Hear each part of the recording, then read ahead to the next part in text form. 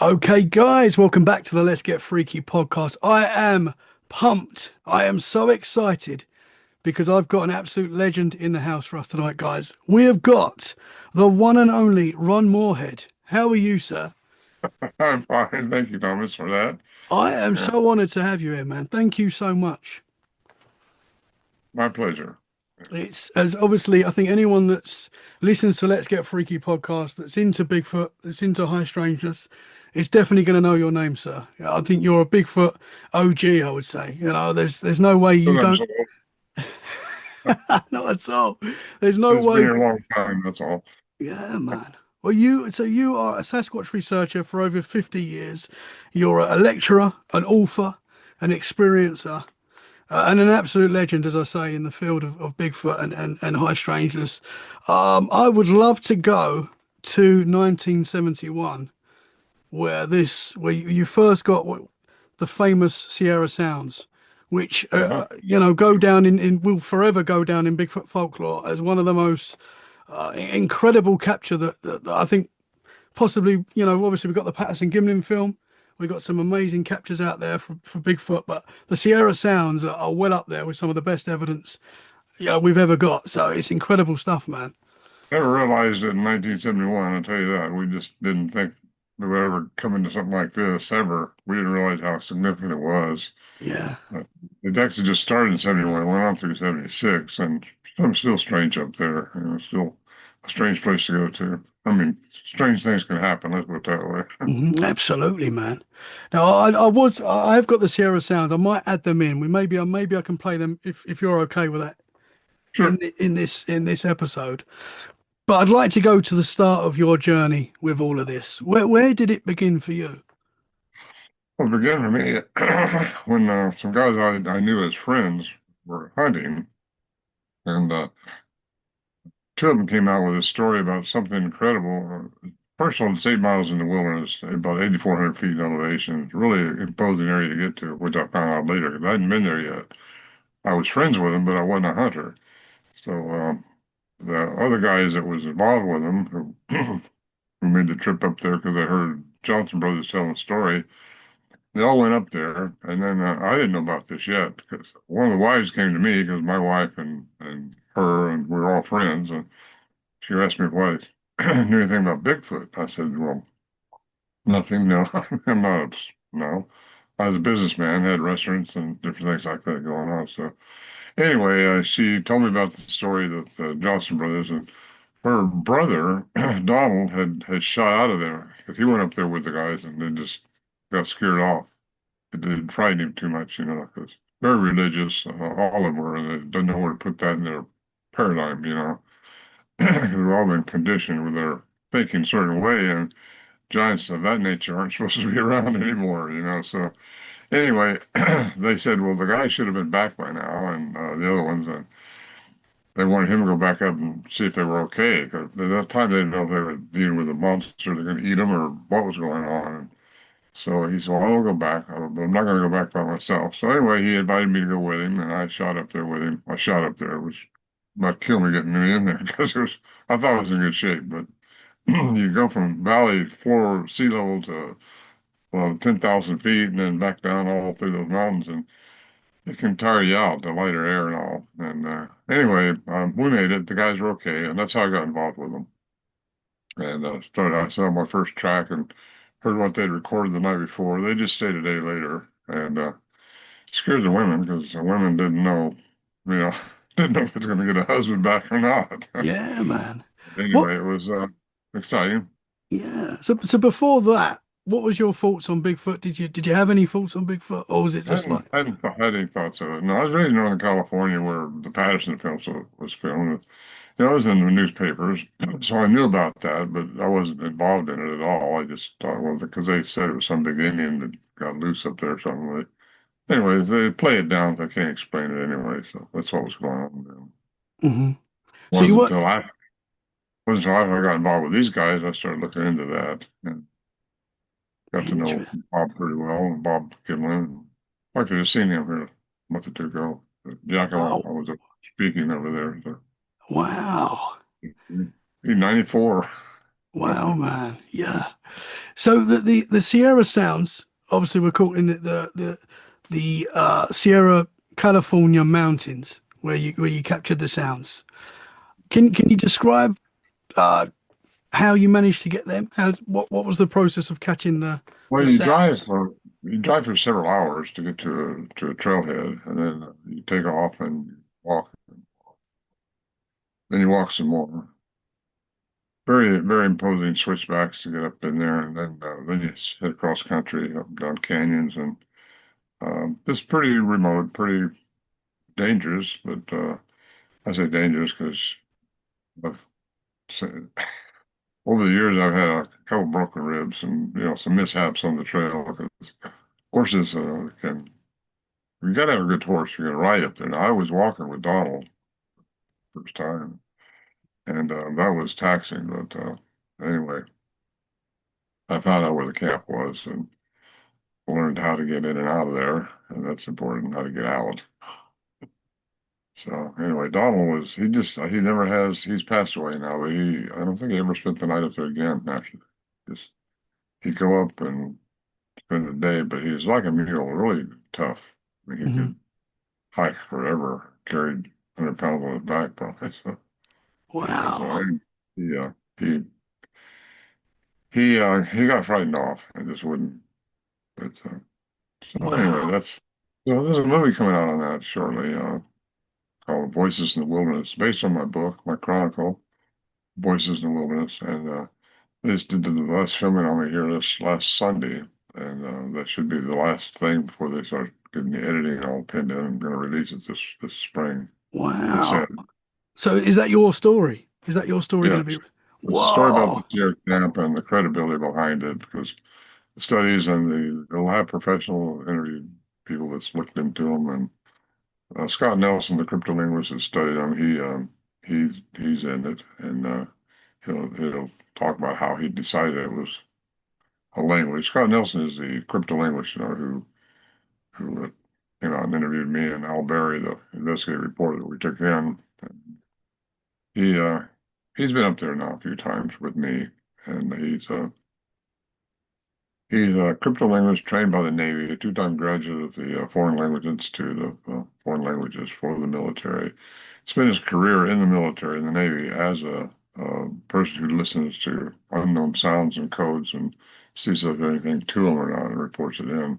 So that's who Scott Nelson is. And he said they have a language by the human definition of a language, which says a lot, really, Hmm. which we didn't realize at the time in the 70s, what we're dealing with. Wow, Still mate. another thing, there's something unusual. We know that. Yeah, absolutely.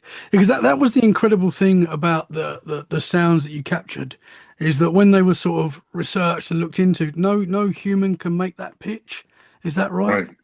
That was determined by pretty much Dr. Curlin, a professor of electrical engineering. He took Al Berry, the investigative reporter we took in '72, and he took his tapes because Alan was he had a master's degree in science, and Alan he knew that credibility had to be there before he was going to go any further with it, but he could not figure out how anybody could be hoaxing that. That's what he was looking for. Didn't know that at the time, but that's what he was looking for. So Dr. Curlin gave his report a year later, year-long study, and he said it was outside the human range and below the human range, above the average human range, and inside the human range. I mean, all the sounds they make are just all over the board. So we don't know the scope of just how high they can go. We just record with a cassette recorders up there we carry in. And so anyway, Dr. Curlin's report said that one of the clips represented something over 8 foot tall compared to the human vocal mechanism. So then you got Scott Nelson says it's a language because he studied them also.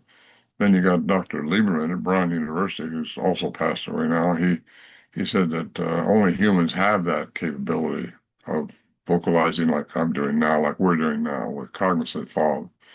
And he's a cognitive researcher for the primates, basically, was. And anyway, if you put those three points together, Dr. Curlin, over 8 foot tall, Scott Nelson, it's a language, Dr. Lieberman, only humans have the capability of doing like, well, there has to be a human component to them, the ones Hmm. we're dealing with. I got to say the ones we're dealing with because I've researched this stuff all over the world now. I've been in Nepal, Brazil. I've been in everywhere, well, almost everywhere, and really, they're different. These Hmm. things are all over the planet, really, being reported all over the planet and all over the United States for sure. And I think there's a difference, and I've got into a big study of them now because there's a lot of mysteries went on with us up there besides just the sounds. Hmm. These things, they just come and go real quick. I mean, these things are very elusive. And anybody studying this and researching it knows that just how hard it is to get a finger on it. You can't. Absolutely. We Absolutely. didn't realize that. We underestimated, like so many researchers do. I think nowadays they underestimate what they're dealing with Hmm. because they look at it like it's just an ape in the woods. And some of them are different than others. So I think some of them have different attributes, and that's all because we'll get into that later if you want to. Yeah, But absolutely. where they came from and what they're all about. Hmm. That's why there are Absolutely, so man. many diversities. In fact, we did a podcast this Monday on me and Daryl Denton. You know Daryl, Yeah. yeah. Yeah, man. He and I did a podcast. And we're going to do this Monday. And we're going to talk about the differences in them and Interesting. how we think they come about that way because different attributes. Interesting. So do you think Different. there's like different versions of Bigfoot? Like maybe like a different like dogs and wolves where there's like differences but they come Yeah. from the same thing. Do you think that's the Well, same with I'm not, Bigfoot? I don't know if they come from the same thing, other than they probably have the same maternal mitochondrial. Hmm. Uh, but as far as the nuclear DNA, what created them, what started them, like what started us, and all kinds of species on this planet, Hmm. you need to know a little bit more. It gets deep. It gets deep into. I started studying because we were all churchgoers back then. I'm not a churchgoer now, but I'm spiritual like you are, like everybody is, whether they like it or not. Hmm. And you get into spirituality and you get into Mesopotamia and I started looking in the Bible. That's where I started looking where giants came from. Started researching that. That took me into Greek mythology. It took me into ancient texts. It took me into all the way back into Mesopotamia, the Sumerian texts and the cuneiform texts, the oldest written language known to man, 3450 BCE. And you get into that and start seeing what really took place and how it correlates with how man has interpreted the Bible, how they put it together over the eons, all the way from Constantine on through King James, all those in between, Hmm. they all have a core from that cuneiform text. Even the Hebrew, that's, well, if you're in southern Mesopotamia, that's where Abraham, the father of the Hebrews, he moved up in the northern part, but he would have been brought up in that culture. So I'm saying that because there's a lot more going on in this than most people want to even understand. We've all been conditioned with certain belief systems in our head, and that's all we know. That's all your brain can know. Take care of Hmm. your body, take care of what's come into it. Yeah. Yeah, it goes deeper than that. It goes into the heart. I think the heart is the most energetic part of your body. And I don't think that's a fact. It's got more energy than your brain ever thought about. 'Cause that's a good Yeah. way to put Yeah. it. That's very uh, interesting. Yeah. so you got to get your brain and your heart in coherence so that when your heart feels something, you get that gut feeling, Hmm. you listen to it. I think that's very important. Yeah. And I talk about Absolutely. that a lot. I got in the conference this weekend. I talk about how important it is to get the brain in coherence with the mind up here because your mind's been trained a certain way. Hmm. Until you get it in rhythm, that's what chakra is all about, balancing. Hmm. Until you get that going, you don't really know what to. I should say you don't know what to do, but your brain's going to override it with what it thinks it knows or Hmm. what Hmm. it's taught. And so, but you got to get it in coherence so that you're listening to your heart and you're obeying your heart because usually that's the thing's going to lead you into what's right is Hmm. your heart because it's Interesting. got the energy because it's connected into the pineal gland, which is in the middle of your head. That's the antenna for our connection to the ethereal, Hmm. the spiritual part. And that's connected right into the to the heart. And so when that information comes too and gives you that feeling, I should turn left instead of right, you need to go left. Interesting.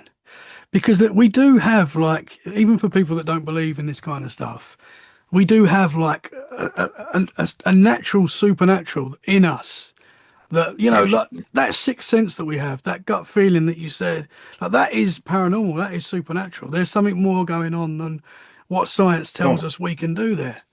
So there's definitely a Edgar lot Mitchell. more to us. Yeah. Edgar Mitchell said no such thing as a supernatural or anything like that. It's just all our lack of knowledge. We have Hmm. to learn how to connect it all because it Hmm. takes classical and quantum sciences together to have clear perception. So we get into quantum science, you realize that that's an issue. Your ethereal part of you, who you really are, is important. And most people got to realize who they really are as a human being. We have dominion on this planet, been given that, and I think we're a very special race of beings, Hmm. and that we have to learn how special we are, and so learn who we are and grow with that, and learn that the Earth wasn't put here to pillage like we're doing. Hmm. You know, Yeah. it's here You feel for us, not against us. so that there's a lot more to us as humans than we Oh, are using right now, basically. And we've sort of been, as you say, dumbed down. They say we only use 10% of our brains, for example. I don't know how true that definitely is, but that's what. how would they know that, by the way? Yeah, exactly. I don't know how they. And if that is the case, what would 20% be? What would 30% be? I don't know. But if that is the case, and we've been dumbed down, and maybe Bigfoot is closer to what we should be than what we are now. I think a lot of them been here longer than we have, as far as sapiens. Hmm. I think a lot of them have just evolved right up through the ranks, like a lot of scientists want to believe and disbelieve that. I just think that there's that kind that exists out there, and well, I get into alien intervention and all that stuff because aliens have been here, and we pretty much all accept that now. I think this year we're going to get a real dose of it, and Hmm. all maybe come to the agreement. Okay, there's really something else out there besides us, you know? We seem to be getting closer. Like the governments of Yes. the world seem to be getting. They're giving us strict fee. But you're right, though. It does feel like something this year could happen. Well, what do you think is going to happen this year? What's your thoughts? I know that's difficult. More exposure, more exposure. I think our dollar is going to get replaced. If we get into politics, I don't want to do that. As far as who we are and what's going on in the universe and cosmos and on this planet, I think it's going to really see some changes this year and into next year. Interesting. Yeah. A lot of people do say 2027 something big's happening. I don't know what, but a lot of people do say it. It is Well, in interesting, man. 27, I might say 28 too. So, Oh, really? It does feel like I mean, the world seems a little crazy right now, as we know. You mentioned politics. It's getting crazy here in the UK, in the US, everywhere. It's yeah. pretty crazy. And again, I think that's part of the dumbing down. I think that is what keeps us at a level. Negative energy is very much pushed in our mainstream, I think. But yeah, man, I want to get into the aliens and stuff here, but I'd like to go back to the night that you captured the Sierra Sounds, if that's cool. If we can go there, how the I believe the area where you caught Sierra, is that a secret, or do we know where that was? Have you shared where that area was But now? we keep it kind of private still. Yeah, that's So, cool. Yeah, so yeah. family members of the Johnsons that go up there and hunt. It's Hmm. quite an area to hunt in. Yeah. But it wasn't just one night in 71. It went on for a long time, repeated encounters with this family of these things. So we all started recording them. Got a lot of redundancy recordings because of that. It's just been exciting, really, the whole thing. Last time I was up there was in 2018 with David Paulides. He Oh took wow. this filmer up there. He wanted to interview me at the camp. So that was the last time. That's in Missing 411 Hunted. I got about 15 minutes in that where he interviewed at the camp. Wow. I mean, and I So, guess it's good you've kept it a secret because every man and their dog would try and get there, we and were inundated yeah, with yeah, researchers. I fully understand that. Why you've got to keep that a secret. So what was the process? Was you hearing certain things and getting closer to these creatures, or was it like straight away you was getting these results? Well, straight away, pretty much. I mean, I started in 71, and I started going back as often as I could that year even, and really ended it at a place in 1972. I spent a lot of time up there, and much as every time I can get away, I just drop my business and just goodbye. I'm out of here, you know. I think it caused my first divorce. I'm not sure. No, I did. I'm just kidding. She's a good woman, but she understood my excitement and how much we got to. 'Cause, it just it gets a hold of you, and you can't just not. I couldn't, and I think I'm the only one of the guys now. The other guys, what's left of them, there's only two left, have been filmed now for this documentary coming up on the Sierra Camp, Voices of Wilderness.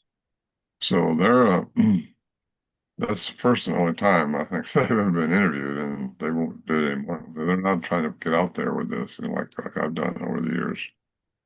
So it'll be fun when it comes out. Yeah, man, More looking forward to that. Anybody on the edge is going to be over the edge by then when they see this. David Wow. Bowie just remembered his just released his film a month or two ago, and I'm in that for a little bit. But, he he's doing quite well with that, and that gets it up there where people are paying attention. Hmm. But this film that's coming out with these people, the Renaissance people, that's production people that's doing it. They've been working on this now for 3 years, so what I'm hearing and what I'm seeing so far is going to be really put anybody who's on the edge will be over the edge on the belief system. Too many Interesting. specials, too many sightings, too many, just a lot of stuff put together. They put it all the dots together. They're very good editors, so they're gonna do it up right. Sounds good, man. Where's that going to be available? Do you know where that's going to be It's available? springtime. They told me Sunday Oh, this okay. spring. Looking forward to that, man. And will that be Me on too. like Amazon and things like that, or will it be I don't know what platform. Probably several platforms. It's going to be over awesome? now. It's a full-length movie. Looking forward to that, man. Very much so. So when you first started hearing the set, did you see the Sasquatch? Not when I first started. No, I didn't see one until 74. I started. Wow. Of course, you don't know. I got in since I've been doing this so long. I understand more about them now than what I did then. So sometimes how many times we walked right by them didn't know it. Yeah, absolutely. Yeah. The science behind a lot of the strangeness that goes on with them, and the Hmm. science, quantum physics. And until I got into quantum physics, I didn't understand how a lot of stuff that went around our camp, how it happened. Different things that happened that you couldn't explain in classical terms. Hmm. So, like Al Berry, who I became very good friends with, who's passed away now too. He said, well, master's degree in science. He had two degrees in science. One was a master's. He said, whatever you do, stay with science when you talk about this stuff, and don't talk about the strange stuff. You're going to get laughed out of the crowd. However, I do now because I think there is a science that explains it. It doesn't. I mean, it gives you the avenue to where it could have happened. You Hmm. hear a bunch of stuff that you don't know how it took place. Camp being tore apart. We thought out when it was inside the shelter, we thought our camp being tore apart, and we thought all the supplies we hauled in was being thrown out everywhere. Look out there later when the commotion stopped. Nothing's changed. Well, how do you explain something like that? I mean, how do you put that in your head? How do you think you heard a car door slam when you're 8 miles in the wilderness? And there's no Hmm. no cars up there. There's no way a car could get there. Stuff like that. One time, I thought that a herd of horses was coming down, running down to our camp. Well, no, that wasn't happening. Just a lot of stuff, lights, orbs, things. So science behind everything has an answer. I've Hmm. always looked that way. Everything has an answer. So started looking into quantum physics years and years ago, and I think that probably that the laws of quantum physics, which goes from the micro all the way through the cosmos, by the way, it's not just what small world like I've been calling the carbon. Oh, that just works in the minute world. No, Burns Dr. Christopher Breyer, West Texas A&M. Everything from the atom through the cosmos works under the laws of quantum physics. We just live in a third density, three-dimensional environment, and that's all we see. and it's based on Newtonian physics from 1687, which is everything has to be measurable, predictable, feel, touch, their five senses. That's what we live in. That's what we are. We experience time in a linear fashion. Well, it's not that way when you get off this planet or when you get out of this third density that we're in. And some people can do it while they're here. Hmm. Now, Hmm. that's what monks do up in the Himalayas. Yeah, Place, absolutely. Yeah, when they can like meditate for days on end, and yeah, man. Do you think that's what the Sasquatch are doing? They're like living on another Well, frequency, some or of them, yeah, some of them, yeah, yes. Like the ones we dealt with, they were friendly. I say friendly. They didn't eat us. They didn't eat us, obviously. And they were toying with us back and forth. We'd set up camera traps or something, and they'd go around them, or trip them and knock off the camera. hmm. It's like sometimes they knew what we was doing when we couldn't understand how they could know that. And they always stayed one step ahead of us on the tricks we tried. But we were allowed to record their vocalizations, and that has brought me to you today. Yeah, man. Yeah. Mm. Can I just play a little bit of it? It might not come through well, but if it doesn't, I'll add it in. But am I Sure. okay to just play? I'll play a short portion. Here we go. Let's just find it. Right, hopefully this works. Here we go. Okay. If you tell me which one you're going to play, I can give you a little bit of introduction for it.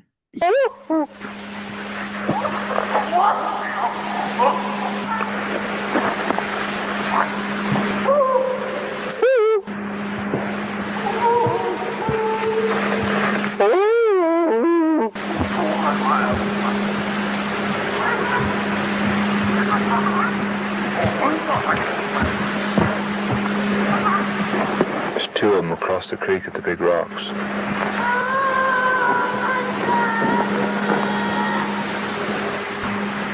It's a hard act to follow. He sounds like he talks to us and they talk to each other. Yeah.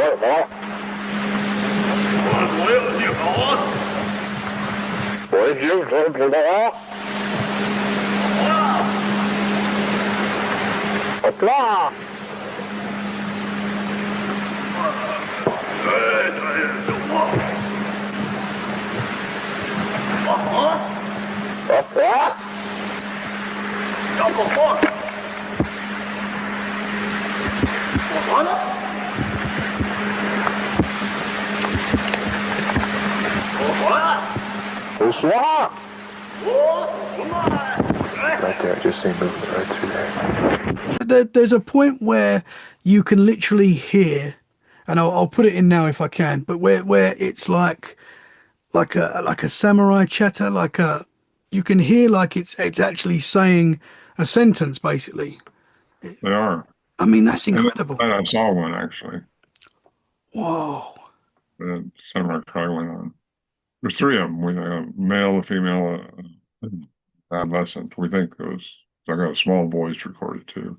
Hmm. And I think sometimes the young ones are getting a little bold on us humans, and that's my theory anyway. And I think these things were the big male had the samurai cry up right by me there, and he went shooting down through the trees and to where the other two were. And this went on for quite a while that night, and it was an exciting night because they started interacting with us like that while we're outside the shelter. Up till then, they'd only done things while we're inside the shelter with the door closed. So it was really nice. Wow. So do you think they were getting like used to you and kind of trying to work you guys out Yeah, and getting yeah. closer? I think the first couple of years, 71, 72, they were trying to intimidate us, maybe run us out of camp. Didn't happen. We didn't shoot at them. And obviously they didn't eat us. So I think they realized, okay, these guys are here to stay. Because actually, the Johnson brothers have been going there since 1958. They've been going to that same camp since 1958, really remote. And so I think they had been being observed, and they didn't know it and didn't think about it. And some of the things that happened, they just put off as bear or something else, but until the one night when these things really let themselves be known out there. And first, Warren Johnson thought might have been a bear at a certain camp, but we heard the chattering going back. Bear don't do that. No. These guys are hunters. I mean, they're hunter, hunted. I guess really, really excellent. And their own ammunition, they do all of it. And I witnessed some Wow, pretty man. Yeah. fantastic shots by these guys. Yeah. So But do you think anyway, go do you, ahead. do you think like the hall sounds and stuff like that, do you think that was they were projecting those sounds on you as like a test? Or what do you think that was? Well, we don't know if it was projected on us or one of the other ones because there was food out there, and they may have been just arguing over the food. We don't know what they were arguing about. But I had one language specialist years ago who has perfect hearing out in California, is one of only 10 court certified interpreters for several languages. She listened to them, and she listened to that one sound where they're back and forth. She does the male and female, definitely, and the female won the argument. So, but put that out there right quick. Well, what was you thinking when you first heard these sounds? What was your thought? What was you thinking? Oh, I just I wasn't frightened. Everybody thinks you should be scared, but I wasn't scared. Because we had high-powered guns with us. We weren't, that gives you a certain amount of security, thinking, well, you do get attacked, you can defend yourself. And so it was just exciting, I guess the best word is that Hmm. you don't know what they're going to do. You know what they're talking about, what their intentions are. You just don't know. But I wasn't afraid because I knew then who I was as a human. No matter whether I live or die, I'm going to be okay. Because you can't die according to physics. So I didn't know physics then, but your energy, what you're made of, can't die. It can only change forms. And church people would agree with that. Well, I'm going to go to heaven, or maybe not. But you're going to change forms. This biological body that we're carrying around with is just what we experience this linear time in. After that, well, you're still going to go somewhere and do something. Something you can't do. Nothing dies. Hmm. It's just the frequency and vibration. And Einstein said you find the frequency of anything and change its matter. Think about that one a minute. Light at the 49th octave would change into, a sound at the 49th octave would turn into light.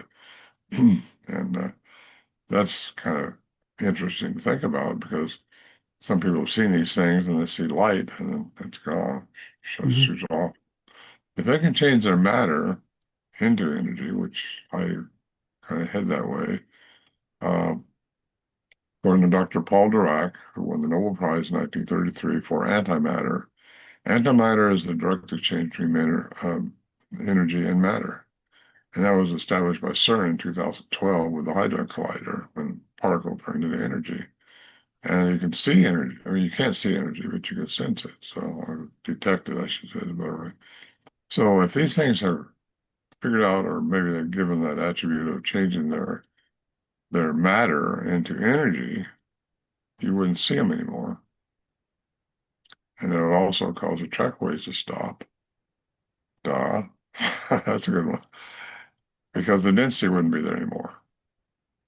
Because their energy and their matter have been interchanged, and they do that through frequency. Again, Einstein, and this is all mathematically established by the energy and matter is interchangeable. It's known physics, it's known fact in physics. Hmm. But again, it's something you don't see. You have to get out of your third density thinking, you have to get out of the box.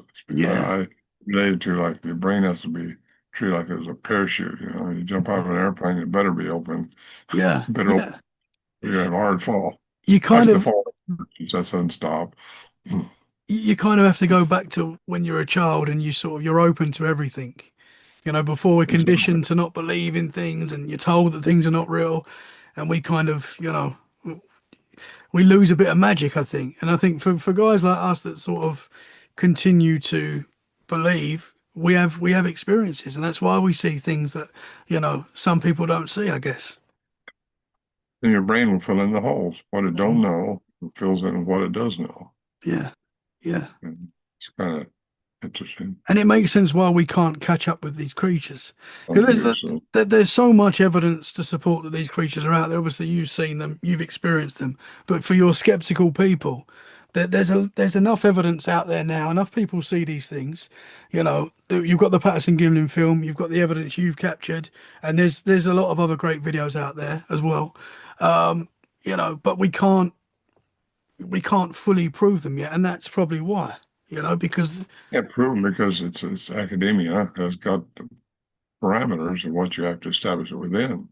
That's why a lot of academia doesn't get involved in this because it goes outside those parameters of what they can study. I asked, I've been with these PhDs, academic scientists and all that, spoken with them at conventions, and they can only go so far. They can't get into science that they're not trained in. Mhm.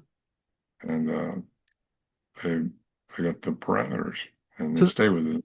However, good science is supposed to be open-minded. They're supposed to be out there searching, but so many won't because they lose their colleagues, academic colleagues.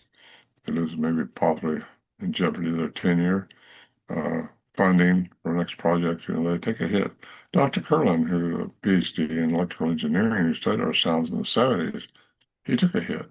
He ended up moving to Vancouver Island just because now that he was at the University of Wyoming and he was tenured there. So anyway, you get, the scientist, unfortunately, Dr. Jeff Meldon, who just passed away recently, he was out there sticking his neck out like Dr. Krantz did, like Dr. Benedict did. They do that. mhm. And I know those guys. I mean, I was in Russia and Siberia with Meldon and Benedict both. They're both passed away now. So you don't have any good PhDs out there willing to stick their neck out. Not too many of them. I think maybe the film maybe have one or two that they're doing on the Mhm. sample. Yeah, mate, it's a shame because as I say, there's so much evidence to support these creatures. Well, I think, yeah, these guys who want to believe it, they just Mhm. can't get out of their parameters. Mhm. Mhm. They just can't. So it takes people to rather step out of that, and but then you got to get everybody else to step in with you. Yeah. Other, you got to get because the government, I think, is aware of this. And they're aware these things are out there, but if they can't explain it and don't know what to do about it, and they don't, they're going to hide it or make fun of it. Mhm. That's where it goes. Like we did get, well, I know it's still sort of like it, but with aliens as well, the same sort of thing. If they can't control it, do you think? Right. It's all about control and power. And that's what religion is too. I had to bring that in because I started Constantine in 326 and started off the Roman Gospels. Anyway, it's all about control and power. Hmm. He had to control the mobs, and there were all kinds of different factions around. So he created that Nicene Creed, which everybody had to follow those four Gospels: Matthew, Mark, Luke, and John. That's all that was canonized, and that's all you could have. That was the religion. That's what the Romans started in 326, and it just goes on from there, all the way up into the Holy Roman Catholic Church. After that, it goes up higher, and all churches come off of that. Just about religions, I should say. Hmm. So I'm not against religions because it's a good social grouping. Go there and have fun, have your barbecues. You can do all that stuff, but you get into what's really going on with the spirituality, and sometimes religion don't take you there. It just takes you what you need to do to, Do you think pay your time. it's kind of like science where it's got its box, and if you start going out of that box, it's like, no, we can't. And they all think they're right. Hmm. Hmm. Yeah. And then we're never going to get the answers with those mindsets where if we feel like we know it all, we're never going to look for more. And that's the problem, right? Well, you got to keep looking for more. I still look for more. If you get into cuneiform text, which is now there's thousands of them, clay tablets have been stamped with a written language, Hmm. first written language known to man, like I mentioned earlier, and they're all being interpreted now or translated. So you can find out about what really went on. And, men used to live to be hundreds and hundreds of years old. And what changed that? Number two chromosome got telomeres put on it, which cuts us down to 120 years. Hmm. And you get into what's going on with the Anunnaki. And I like to throw that word out there because that's what they're called, the Anunnaki. And they are sky beings, shiny ones from the sky. They could fly. Um, they took third density form, decided to come and they started intermingling with humanity and the troglodytes, they're cavemen, and messing with the genome of their species. Well, that fits right in with Genesis. Look, I studied the Bible quite a bit years ago. I was raised religiously, and really the similarities and how it's been filtered through the brains of interpreters, Hmm. and the powers that want to be. Yeah. It's interesting. Because a lot of people, kind of put the Nephilim with Bigfoot. That's a popular theory that these things are related to the Nephilim, which kind Yeah, of goes in with the Anunnaki as well. If you put it all together. it does. And I was down in Peru with L.A. Missoula, which I've been Ah. down a couple times. We weighing the skulls, the elongated skulls, and checking those out from all Mhm. over Peru and into Bolivia, over the Nazca line. Just did a lot of interesting, fun stuff. Yeah, man. Weighed the skulls and found the skulls were naturally elongated. They weren't cradle boarded like the Incas cradle boarded their youth. They try to get the same attributes we think that these naturally elongated people, the Prakras people they call them, there's no sagittal suture. We have two parietals on each side. They have one long one big one, about 30% more brain matter than we have. We think they were responsible for the megalithic structures that are down there, which I have no answer how they could have done that. The Hmm. Incas did not do it. Mm. That's pretty much established. They could not have done it with the tools that they had. Copper tools would not do that. Hmm. So what did it and how they do it, we still don't know. But there's some amazing things in South America if you go down there and Absolutely. around. I'd love to go to Peru, man. There's a lot of mystery there. I That would is a lot. love Yeah, that. And those skulls are incredible. yeah. I mean, we talk about if we had 30%, maybe they had a higher, intelligence than us, obviously, maybe, and that's why they could do these incredible things. Who knows? But I mean, giant skeletons, that's another thing that's all over North America, all over the world, giant skeletons are found, and they seemingly go missing. Uh, you know, the Smithsonian or whoever take them.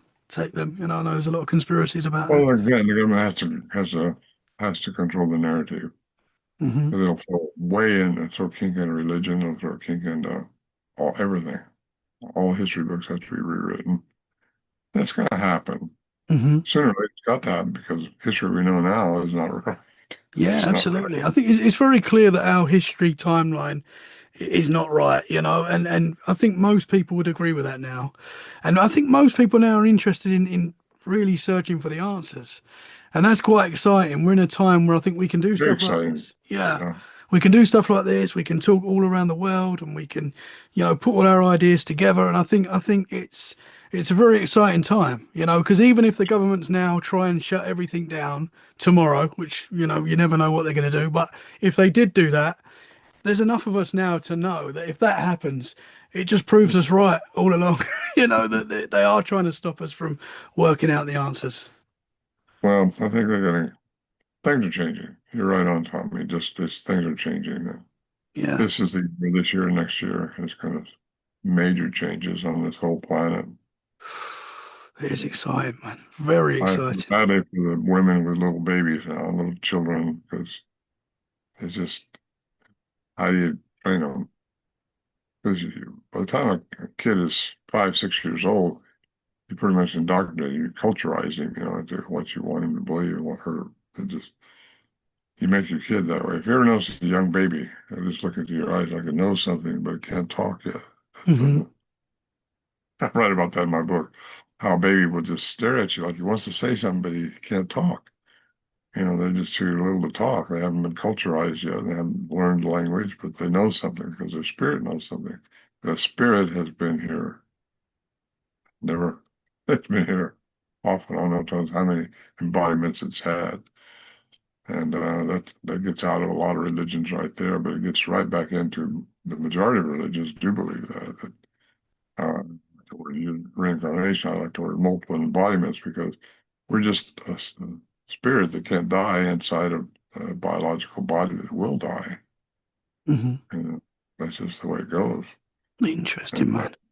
I don't have a doubt about that and I wasn't raised that way at all, but it just, everything leads to that. How do you explain a 5-year-old that can play Beethoven, you know?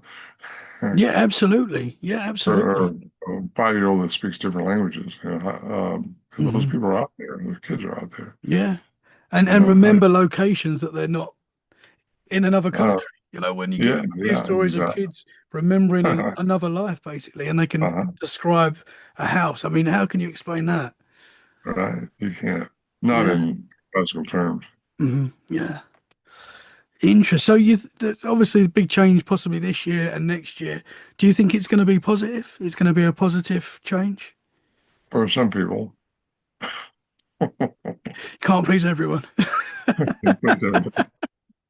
well, those who aren't aware, who just are not enlightened, who are going to have a big shock, Hmm. because we're so mundane and just sort of jaded into thinking everything's going to be the same way and everything's going to be okay. Just a bunch of conspiracies going on out there, but don't worry about it. Everything's going to be all right. Well, no, if that's how they think, they're going to have some rude awakenings to come through, but they'll survive. It's just not going to be easy. Hmm. And us who are aware, I think it'll be a whole lot easier. The earth Interesting. itself is changing vibration. Yeah. The earth is living, it's a living entity, and it has a frequency. It's 7.83 is its vibration frequency. And it's climbing, and it's trying to get out of the third density that it's been put in, because this whole terraforming thing that happened produced dry us, you know, long time ago. Things changed then. I think the density was a lot heavier. That's why men, I think, were even bigger. Um, Animals were bigger. Interesting. Yeah, man. Uh, it goes on Interesting. and on. But I encourage anybody to start looking into it. You know, take my word for any of this stuff. Just start researching and getting deeper and deeper. The further you go, the deeper you want to go. Yeah. One And heck of a rabbit hole. the more rabbit holes you find, that's the thing. You find you If I go were the down these, rabbit, you what go it down a is. rabbit hole and there's another 10. You're like, well, where do I go? So, Well, my passion is to just do this. mhm, I'll mark my embodiments here. This is what I want to do, and talk to people about what I think I know. And I have been studying longer than most people have, and I've had the experience with these things. And there's other things going on too. If you knew what was really going on outside of what we can see, then our parameters of light's frequency. Light's frequency is 130 to 770 terahertz. That's the frequency of light. Where you get out of that frequency, there's things going on you just don't see with these eyes. Some animals can see that. And the energy's out there. Just the energy, auras about. Anyway, mhm, we have in these embodiments some limitations been put in that we understand that we can't smell as good. Our olfactory sense is not as good as a bear or a dog. Our hearing is not like we don't hear ultrasound. You know, like a dog can hear those sounds up above our frequency, right? 20,000 hertz. It goes on and on how if you understand who you are as a human, and if you're out there researching, just understand what's really could be going on that you're not seeing, just open your mind up to it, you're going to have some probably positive results, hopefully. mhm, mhm. Do you think that's possibly what sometimes it's ghostly figures, shadow figures, things like that? Do you think, because I've seen stuff like that myself. I know a lot of people see shadow figures, ghosts, and things like that. Do you think that's what it is? It's another frequency that is living Yeah, around us that we are seeing? higher density, it's another frequency. Everything's frequency. Hmm. So yeah, it's the fourth dimension of time. I think that's where you go. You're going to get through that. And I think when you get into a higher density, you see where you went wrong, because we're only here for the experiences. You know, this earth happens for us, not to us. Hmm. Hmm. We're here for the experience. You want to make the most of every experience you have and learn from it. That's what it's all about. you don't learn from it, you're going to have to learn from it. You just got to learn from it sooner or later. You don't do it in this lifetime, you got to learn it in another lifetime. So when you get into that hereafter, wherever it is, you're gonna wait for the right choice to get into the right family, to have the right circumstances come up to respond to what you didn't respond to properly the first time. And you'll know that Interesting. because you'll know everything. But we're here for the experience, and we got to learn to respond to all our experience with love and compassion. Learn how to respond to everything with a caring, positive attitude. Hmm. Nothing hurts you. It might feel like it hurts you, might seem like it hurts you, but it doesn't hurt you. It's learn from it. And if I can say anything to anybody tonight, that would be it. Learn from your experience. Don't think like something's against you out there. Nothing's against you. It's all for you to learn. And I tell my kids, my grandkids, all playing football, oh, we lost. I said, you didn't lose. You learned something, did you? If you learned something, you didn't lose. Absolutely. Yeah. Yeah, that is a great way. Do you think love is the frequent? That is the answer to every. Yeah. If everyone had love, if we all, that was our main Oh, focus for everyone, the world would just be a wonderful place. yeah, I would. It would be a wonderful, and that's what it's. We put the news on. Every TV show we watch is basically negative stuff. Basically, it's always put in our culture negative. Really, we are pumped with negativity, and to keep us down. And if we was all like on a higher vibration and loving each other, Uh-huh. that's probably the goal, which we probably I'd like to think we could get to that as a society, but I don't know if we We can. I don't think. really do sooner or later. I mean, that's just what society has to do, I Yeah, think. And if you don't do that, you're never going to get out of this. You're going to be in this third density forever. This planet or another interesting, one somewhere. interesting, man. I want to go back to the Sierra Sounds. I want to go back to Okay. the nights That's right. That's why I'm here, isn't when you was hearing the language, and were you seeing the orbs and stuff like that and connecting that with the two straight away, or was it like you're seeing orbs and you're thinking, that's a strange phenomena anyway? Were you connecting the two activities straight away, or was you like, how long did it take to sort of work out what exactly was going on? Well, we knew they were communicating with each other.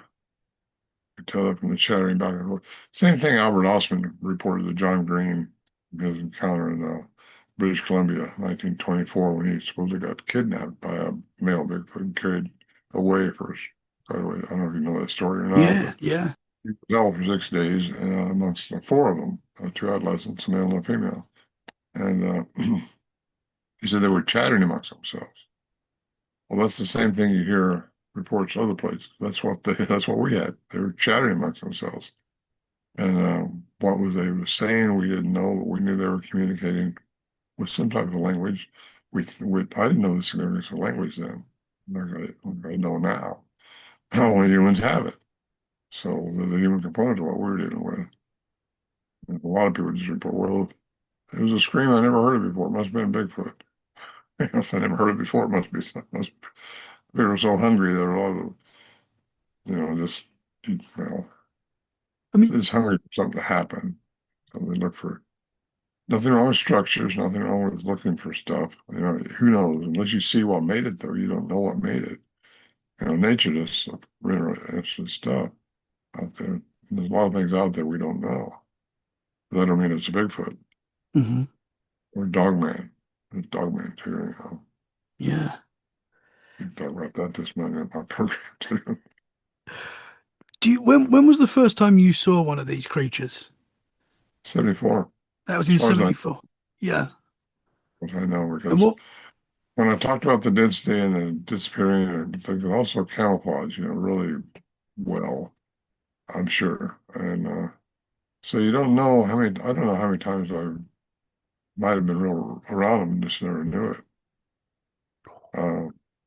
Just don't know. But when I actually visually saw one, it was in 1974 when that Samurai Cry went on that night. I was interacting with them. I was yelling back at them when the same thing, trying to mimic them when they thought it was funny, I think. The cryptolinguists, he seemed to think they were slowing their vocal rapid chatter down to something maybe I could understand, but I had no idea at the time. interesting. Interesting. Because in the accent, in like some of the sounds that you captured, you can literally hear like obviously it's a language, but you can hear like an accent in these things. You know, there's like a real, like obviously you can tell a man and a woman. Like you could hear the male vocals very clearly, like very strong. Incredible stuff, man. It's pretty significant. Yeah, absolutely. The Bigfoot that you saw in '74, how did that look? It's too fast. I couldn't give you any details other than it was Really? bipedal, running, almost floating through the trees, or down to the creek where we think the adolescent and the female was. Because they're the ones that are doing the chattering. And this male was up here, and he was started screaming at him, and I went down there probably to shut him up. I think the males are very protective about getting too close to humans. Nothing's supposed to get close to us like that. We're supposed to experience our experiences and respond to them the way our heart says, and that's what we're here for. And if they interfere with that, they're messing up our karma. And nothing's supposed to interfere. However, they do interfere. And so I think probably if they can find the frequency that your mind is on, they can also talk to you that way. A lot of Hmm. people talk about mind speak, they have to tune into your frequency. And that's pretty much a lot of nature has that. If you see a flock of birds, they're all flocking together like this, moving in unison. Same with, I'm a scuba diver and fish, schools of fish, you know, swimming together. They're not Hmm. talking to each other. How are they doing that? They're all in sync. Yeah. They're all one. They're one consciousness, one. We're all one. We're all one energy, Hmm. uh, vibrating at different frequencies. And really, if you get into how we are as humans, that's what we got disconnected from long, long time ago. Our telomeres were shortened down to 120 years. Number two chromosome telomere there. That's what science says, and there's no natural explanation for that. But Hmm. the genetic manipulation by aliens, specifically the Anunnaki, which one did it? It's about that, but they did that because they didn't want man to get to where you have the potential to get to. And once you lived 900 years, you'd be pretty much into it. Look Hmm. how far we are just in a short little 50, 60 years. Yeah. I mean, not that's good, but it's not near what it could be. We need another We're in 500 power, years. huh? We need We another just know all 500 we years. can. We got so much ability, so much more is in us Hmm. that we have to realize that we just see with the three-dimensional mind. We got to get out of that. Hmm. I mean, we got to understand there's more going on. All the entities that are around us right now in different densities, which you don't see with these eyes, but they're surrounding you. Hmm. Yeah. Yeah. No, absolutely, man. And Can't that is, catch a flip out of the corner of your eye, but that's the energy. yeah, yeah. When you hear, like, I've heard like my name being called, for example, things like that. You that happens. That's not in your mind. Things like that happen. There is interactions that are trying to kind of, maybe they're trying to see us as much as we're trying to see them. I don't know, but maybe there's. Well, they can, if they can, the Bigfoots, the ones that are able to do this stuff interdimensional, they would have to get down into our density. That's lowering themselves into our density, because I think they're in a different density naturally. Excuse me. And anyway, we're in a third density, but I think most of them are in the fifth density. That's Hmm. where aliens, most of them fifth and sixth. And you go through the fourth of time. That's where ghosts are seen, I believe. And I got my ideas on it. It's all idealistic. It's all my thoughts. But I've It been makes a lot of sense, though, man. Makes a lot of looking sense. into this longer than most people have. Yeah, no, absolutely. I mean, because I've talked to many Bigfoot witnesses, and what you get with Bigfoot is you normally get two camps: the people that are like flesh and blood, and the people that are like more, they say woo, but I know that word's not great, but and a lot of people that experience these creatures will say they don't always see them. That their actions are more like a ghost, more like a thing that you'd experience in a haunted house, but you're just experiencing it in the forest. A lot of the so What I that's say about these ones that say they're flesh and blood only is nothing. It's just flesh and blood only. Not hmm monkey, elephants. Nothing's just flesh and blood only. They have something more to them. We have more to us than just flesh and blood. hmm And if they want to disagree with that, they're totally welcome to do that. They just go die and wither away and never be anything else again. That's what they choose. Be a antagonistic theist or whatever you want to call them. But nothing's just flesh and blood only.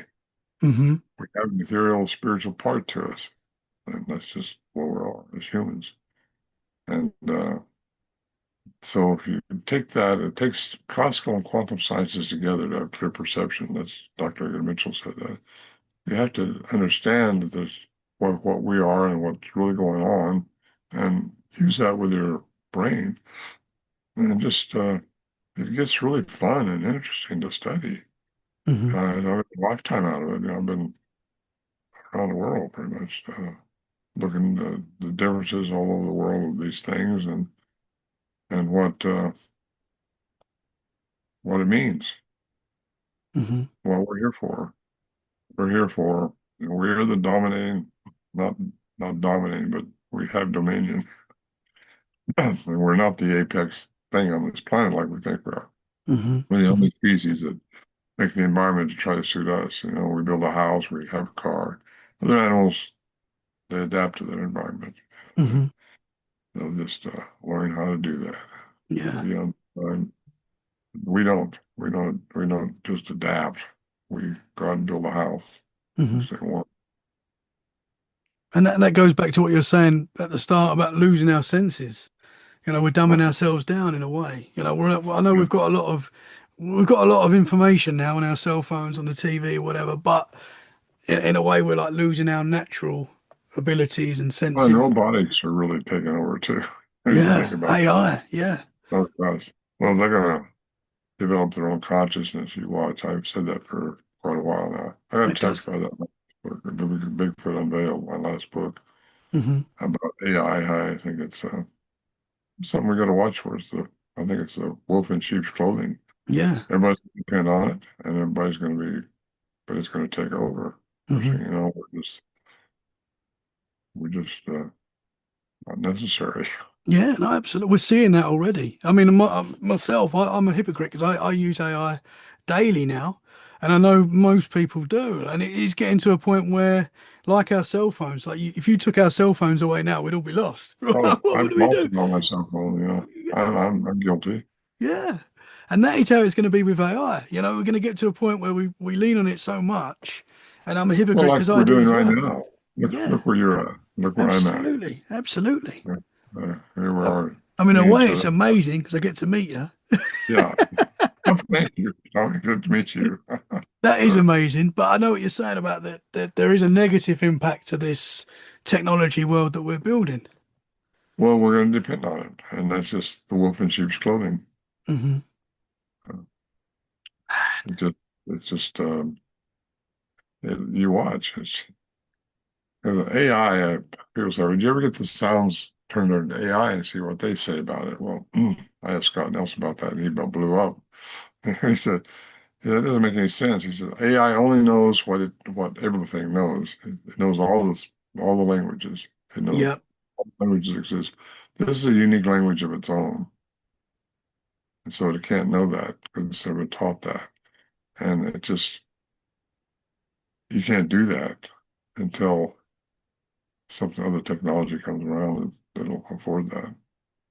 But yeah, in fact, some woman trying to, well, in this word means that in this language, this word means that in that language. You know, some people think they know what they're saying because I never knew what they were saying to me. I still don't know to this day what they're asking me when they say, "Be on with Tommy to January 26th."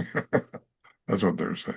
Do you have any idea? Like, have you? I mean, obviously, you've tried to work out the language, but have you got any idea at all of what possibly they were trying to say? I to. It's just I guess. Hmm. I think they did all that so that I could do what I'm doing today to maybe help enlighten some people with what's going on. And if that's the case, well, I'm doing it. I'm going to do it till the day I can't do it. And maybe that's what it's all about. It's just to give us a little, a little step up, and because people don't get what I got every day. It's just very fortunate, I guess. Didn't have any idea at the time how significant it would be. Uh, I just didn't. Hmm. But it's, I think that could have something to do with it, just so I could expose it Hmm. a little bit. And Interesting. it took me into my thoughts too, all the way back into the ethereal part of the Anunnaki, Mesopotamia, Babylonian, Sumerian people. It got me studying that stuff, how it all came about, and how words got mixed up, and how things got changed around just for control. Really, that's what it's all about. When I first started looking at it, I had a Hebrew translator. I was looking at the Hebrew Bible, and I found out that where somewhere it says it's easier for a camel to go through the eye of a needle than it is for rich men to enter the kingdom of heaven. Well, that's pretty hard. A camel to go through the eye of a needle. Well, I found out the word for camel in Hebrew is exactly the same as rope. Spelled the same way. Rope.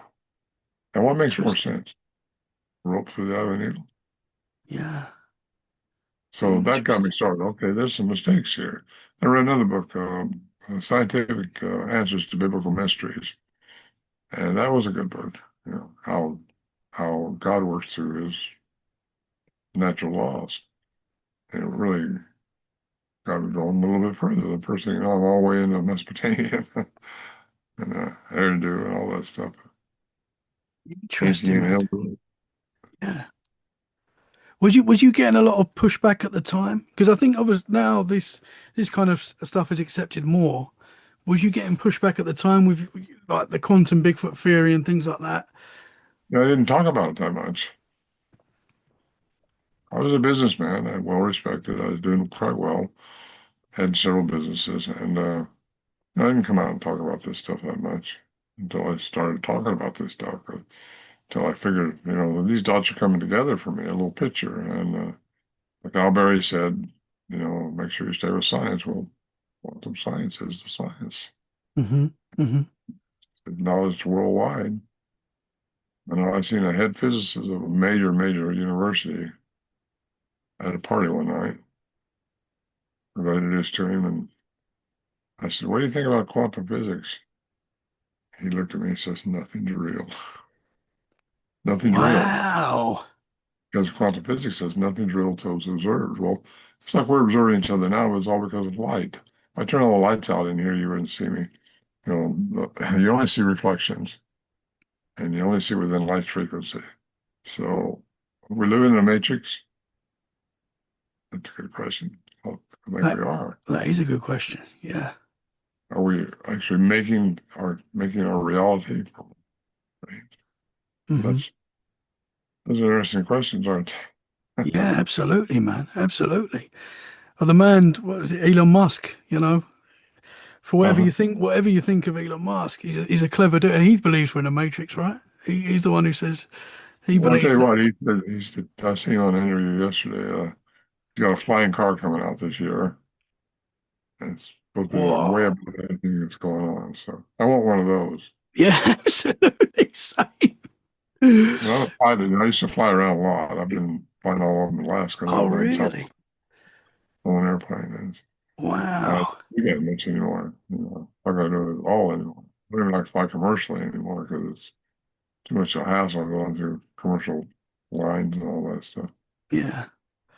So I get a flying car where I can just tell it where I want to go and it'll go there. Yeah, I think that's coming, man. Yeah, that'd be incredible. Yeah, for sure. I'm You've not kind going to afford it. It's probably going to be expensive. yeah, it's going to be expensive. Tesla flying cars.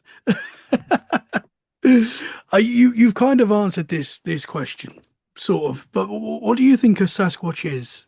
I know that that might be difficult, and we, Well, it's not it, it's them. They're different ones. They're hybrids. Just about everything's a hybrid. We're hybrids. We're a cross between something and something else. There's no doubt about the evolution. You know, it did. I'm talking about where the caveman has gone, but there are different types of cavemen. You got the Neanderthal, you got the Cro-Magnon, you got those different ones, Denisovians, you got all these different ones that are around. Well, which one got messed with genetic modification? And what made them different? What for? What they do to them? What attributes they give them? Things like that. If you understand, because I got the first A plus I shouldn't have said that. Some book I wrote in high school, actually, on caveman. And it was, gosh, that's been a long time ago. I'm getting old. no. But there's a lot of different things going on a long time before you and I were on this planet in this embodiment. As I said that, I think there's multiple embodiments. So I think it makes sense to me. And if you think about the different type of troglodytes that were here, the different aliens that have probably been on this planet messing with the genome, because we have a planet that is just, it's a jewel of the solar system. It's a jewel of this solar system. It's got everything that other planets don't have right now.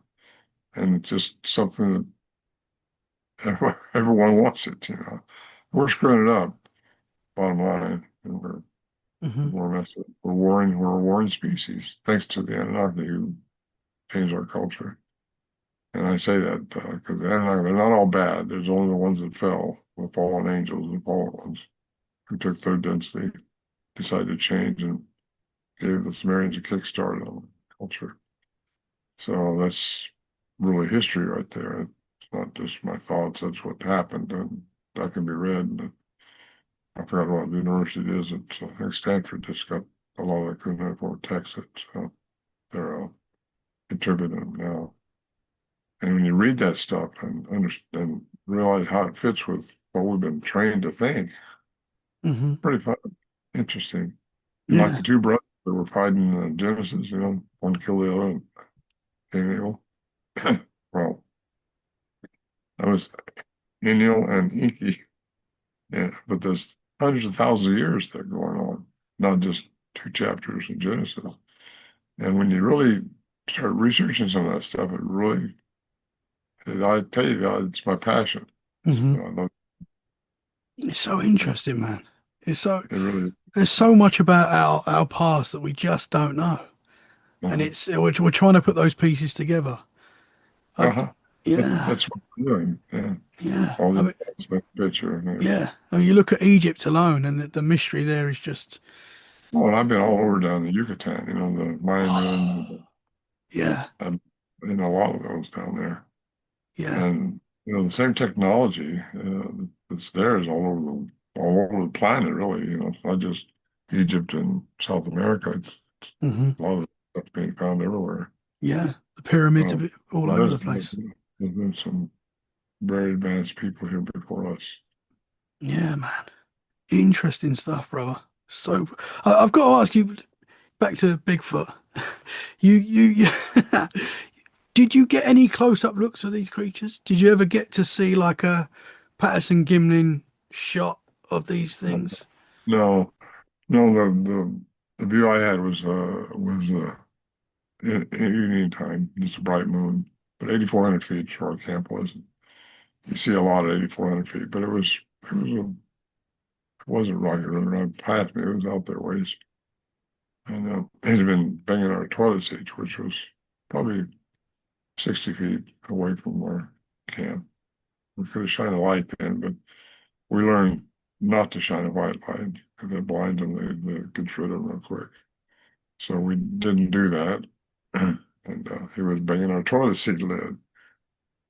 He shot off down into the other two. And, you know, a human can't do what I saw, not the toilet seat lid, but the way he ran through the Hmm. woods with stumbling and nothing else. Because as long as it's brushed as everything else, he's just floating down through there like he just really smooth. and fast, very, very fast. Hmm. Only a glimpse, but it was a long, nice long glimpse. Wow. I mean, And I was these recording at the time too. I recorded the samurai crying. That's when I oh, recorded. So that's the time I got to see what was making the noise. Because prior to that, people said, well, if you don't see what was out there making the noise, you don't know what was making the noise. And so that's true. You don't. You don't see what made the structure. You don't know what made the structure. You just something unusual. Well, I saw what was making the noise that night. wow, man. That was a good thing. Yeah. Exciting time. Incredible. Incredible stuff, man. Have you had other paranormal experiences other than like with the Sasquatch? Have you seen shadow figures and Well, things like that? what one call? Oh, besides Sasquatch? Yeah. Hmm. Not,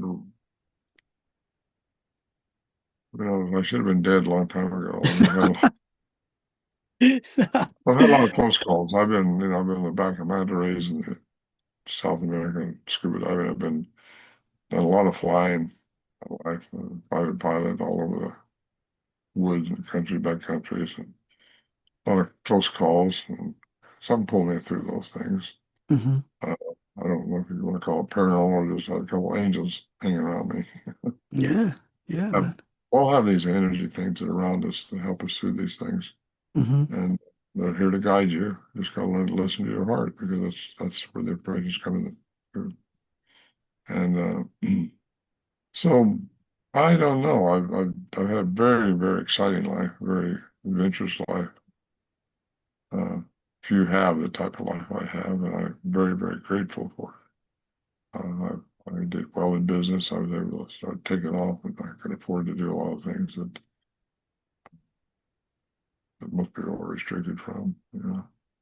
Yeah, man. Just because I was born with a silver spoon. Well, no, I just made the spoon. I Yeah, absolutely. worked hard. As a young man, I worked hard. I worked long hours, and Hmm. it got me to where I could do things like this. But it's all part of the program, I think. Part of what I'm Hmm. supposed to do. The Bigfoot thing is supposed to happen to me. I'm supposed to be here talking with you tonight, and it's all part of the plan, I think. Awesome. Yeah. Well, I'm glad it has brought us together, man. Because you're an absolute legend, and I know you are someone that before I started doing podcasting, I had like a list of people that I really want to talk to, and you were on that list, man. So this is such a surreal moment and such a cool moment, and Well, it's thank you. it's been That's amazing. It's been absolutely amazing. I don't feel any different than anybody else. I mean, legend wise, you say that if you want. Some people call me an expert. I cut that off because the expert, I used to think an expert was someone who knew everything about a certain subject. That's not true. I looked at the definition of expert, and it's just someone who knows a bit more, a lot more than the average person. So, in that regard, you could call me an expert, I guess. I mean, I don't fight it, You but I don't acknowledge it either. you are an Uh, expert, that is for sure. well, I just have been studying more. Anybody could do what I've done. It's not like a kind of halo around me or something. But thank you for the compliment. That's nice. No, I mean it, man. And what you've done for the Bigfoot, you know, it will always be one of the most incredible pieces of evidence that we've got, and it will stand the test of time. I don't know if anyone else has caught similar sounds. I believe there are similar sounds, but the what you caught is very rare. Not many people get that opportunity to hear Yeah, and catch it live. And like the Patterson-Gimlin film, it is one of the most incredible pieces of Bigfoot evidence that we've got. So yeah. very special, man. Very It's special. a lot of people say they hear their dog's name being called when they're out in the woods and their dog's not around. Hmm. They hear certain names being called. Well, these things can mimic anything, at least the ones we dealt with can. Hmm. Uh, so it's not unusual to hear those reports at all. Hmm. Uh, Nothing surprises me really anymore. It's kind of sad. You can, you can jar me and startle me, but that's when you jump out and say boo when things are dark. But to be scared of something, I don't know that I am Hmm. scared of something. Uh, We're here to do what we do. Being surrounded by those sounds, I mean, that would scare a lot of people. So you're definitely a Well, braver you know, dude I than. think on and off. If I was up there, that happened. They say I'd run off. I'd get out of there. You can't just leave. Number one, you can't leave. It's just too much. Try to get out of there. And, it's You, just you very can't leave stupid. there. You can't leave there in the middle of the night. That's for sure. No. Yeah, that's for sure. No. I've written my book, and the Chronicle of Voices in the Wilderness. That's the one that the documentary's being made on right now. Hmm. And they just filmed the last piece this last Sunday with me, and it's about this spring. I got two other books, The Quantum Bigfoot and Bigfoot Unveiled. And those are on my website, ronmorehead.com. And CDs with integrated sounds. I got one that's narrated by Jonathan Frakes from Star Trek, Next Generation. Oh, wow. He narrates the one CD, and then the other CD I narrate. They're both about 40 minutes long with embedded sounds. They're both different. So, you can get both those on the bigfootstore.com in the hard one, or you can download them. You can download any of this stuff on my website. Awesome stuff, man. Awesome stuff. It's been an absolute pleasure talking to you tonight, sir. I've absolutely loved it. Super interesting.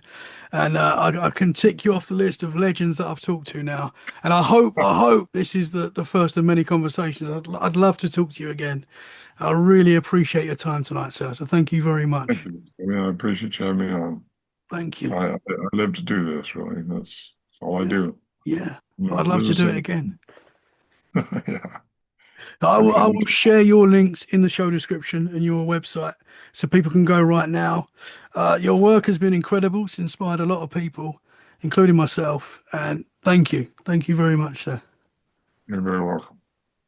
Guys, thank you so much for listening. We hope you've enjoyed this episode. If you have, share it where you can. That is a great way to support the podcast.